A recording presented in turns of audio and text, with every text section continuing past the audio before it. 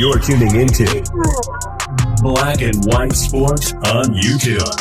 The no-holds-barred truth on sports. The main event starts. All right, Black and White Sports supporters. Well, we've been waiting for something like this to come along from Caitlin Clark to know where she stands after what was let's just keep it real, a disastrous season for Caitlin Clark fans, for Caitlin Clark. And, of course, the Indiana Fever tried to make a run, held together with duct tape and baling wire. On November 13th, a single declaration cut through months of uncertainty. After enduring a season overshadowed by injuries, scrutiny, and doubts about her readiness, Caitlin Clark delivered the message everyone had been waiting for. She made it clear, without hesitation or hidden qualifiers, that she is healthy, prepared, and fully restored. This wasn't a polished press statement drafted by a publicist or a cautious remark meant to temper expectations. It came straight from Clark herself, removing any room for speculation and firmly re-establishing where she stands heading into the new season. Her confirmation instantly reset the discussion surrounding both her future and the Indiana Fever's trajectory. The implications extend far beyond a simple health update. With one decisive moment, she reshaped the conversation across the entire WNBA, recalibrating predictions, igniting fan anticipation, and forcing analysts to revisit every assumption made over the past year. What happens next will likely redefine the competitive landscape, and that shift has already begun. Clark, and of course the Indiana Fever tried to make a run, held together with duct tape and baling wire, MacGyver style. And they went into the playoffs and had a little bit of success there. But we have been waiting. What is the status of Caitlin Clark? The groin, which can be such a concerning injury as we found out, a nagging injury as we found out. Well, we've got two things. We got Caitlin Clark directly addressing her injury status.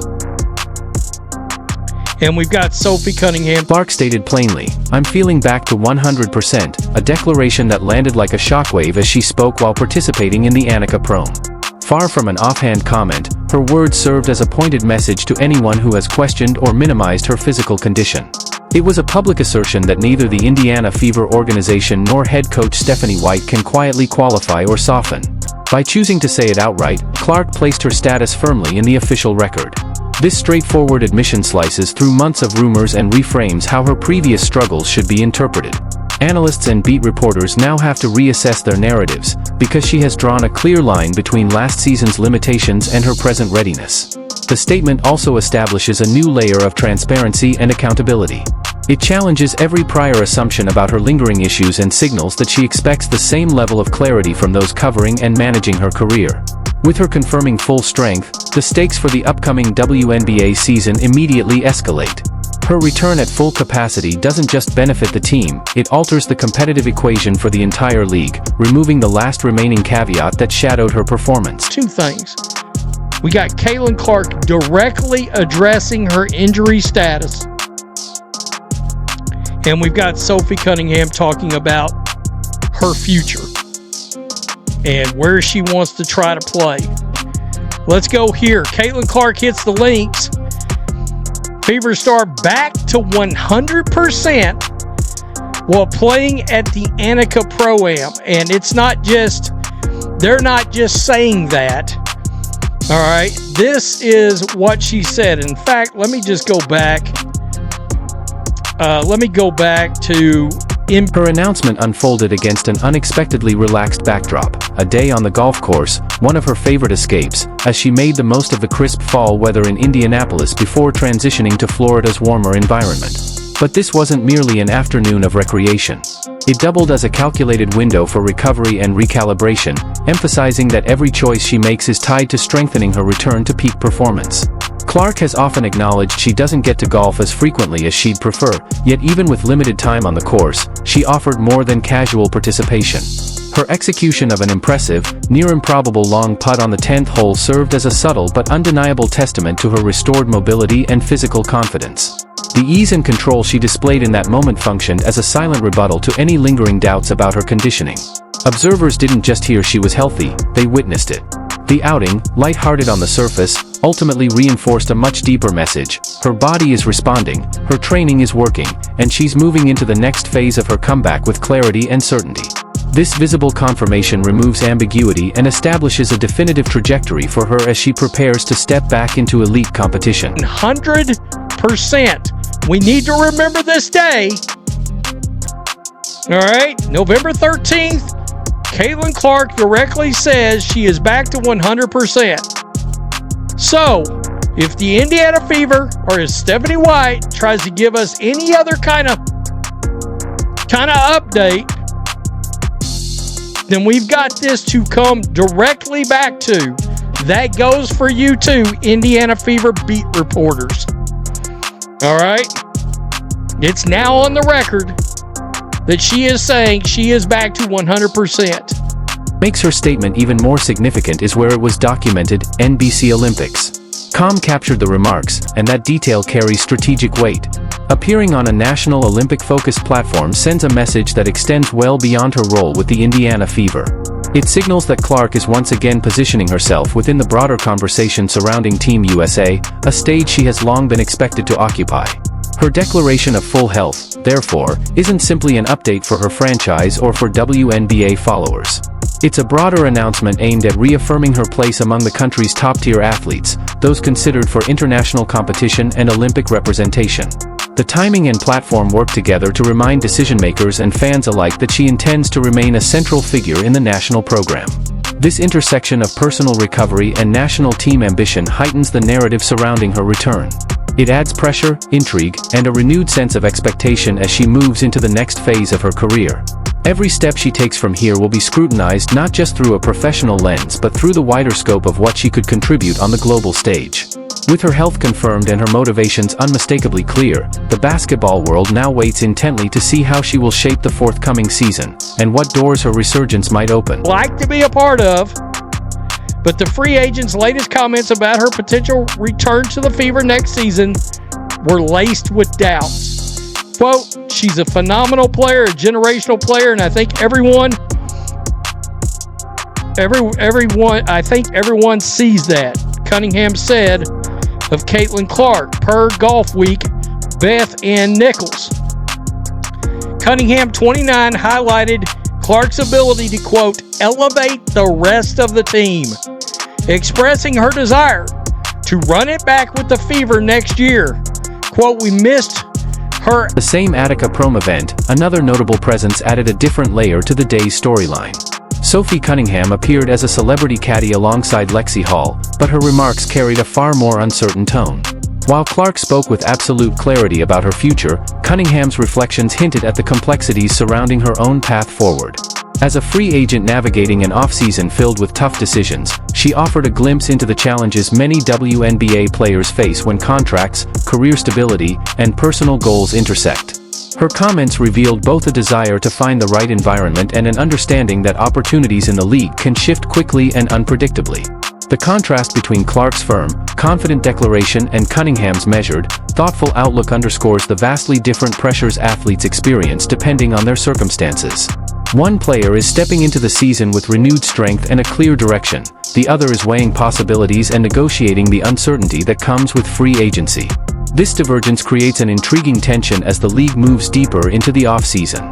It highlights the varied realities behind the headlines and reminds fans that each player's journey is shaped by a unique set of challenges, choices, and aspirations. League and the Players Union was set to expire October 31, but both sides agreed on a 1-month extension. It goes on to talk about most players who are not on rookie contracts, including Cunningham, are free agents. Once the status of the WNBA season is more clear, Cunningham's stated desire to return to the Fever will be put to the test. And she has said that she would like to come back to the Fever, but she's going to listen. Says she wants to buy a house. She's looking for a multi-year deal. Cunningham didn't hold back in her praise for Clark, describing her as nothing short of phenomenal, a generational talent whose influence extends far beyond her individual stats. She emphasized Clark's rare ability to lift the entire team, noting that her presence elevates everyone around her, both on and off the court. Cunningham also made it clear that, if circumstances allow, she wants to run it back with the Fever next season, signaling not only admiration but also a recognition of Clark's transformative impact on the roster. That level of endorsement from a potential teammate speaks volumes about Clark's leadership, her ability to inspire, and the momentum she brings to a team when fully healthy. This kind of acknowledgement reinforces the notion that Clark is more than a top scorer. She's a catalyst, a game-changer whose influence shapes the strategies and morale of those around her. Even amidst Cunningham's own career uncertainties, her admiration highlights Clark's magnetic presence and the undeniable draw she has for players eager to compete at the highest level alongside her. Salary minimum is $2 million a year. All right, so we know there's going to be multi-year contracts. Okay, worth at least $10 million. All right, so in theory, she might decide to go play overseas after the W season.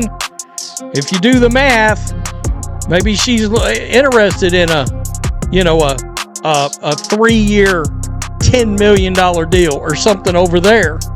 She wouldn't have to worry about money. Even as Cunningham expressed a strong desire to return to the Fever, her optimism was tempered by significant external uncertainties. Chief among these is the looming possibility of a WNBA lockout, a scenario that could disrupt the entire season and complicate plans for free agents hoping to secure their place on a roster. This contractual uncertainty casts a wide shadow over player decisions, forcing athletes to weigh every potential outcome carefully.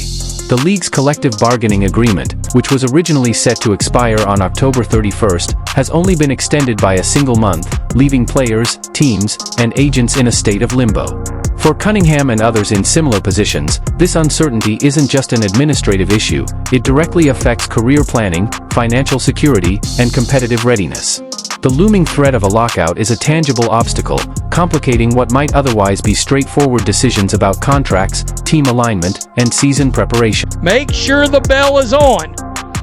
All right, you may come across this video, you may click on it thinking it's in your subscription feed. You look down and realize YouTube has unsubscribed you from this channel. Unbeknownst to you, but we have found that out through a couple of live streams now, that this has been the case for a lot of people. YouTube does it every year. Goes through, for whatever reason, unsubscribes a bunch of people to a bunch of channels. So check it out. Make sure. Tell me what you think down in the comments section. The unresolved collective bargaining negotiations have created a heavy and very personal strain for veterans across the league, especially those who aren't protected by rookie-scale contracts. Players like Sophie Cunningham are attempting to navigate free agency with almost no certainty about what the financial landscape will look like next month, let alone next year. This lack of clarity complicates everything, from securing multi-year deals to planning for their families and making major life investments. For many athletes, even the simple idea of buying a home becomes a high-risk choice while the league and union remain locked in tense negotiations. With the expiration date of the current agreement rapidly approaching, the pressure only intensifies.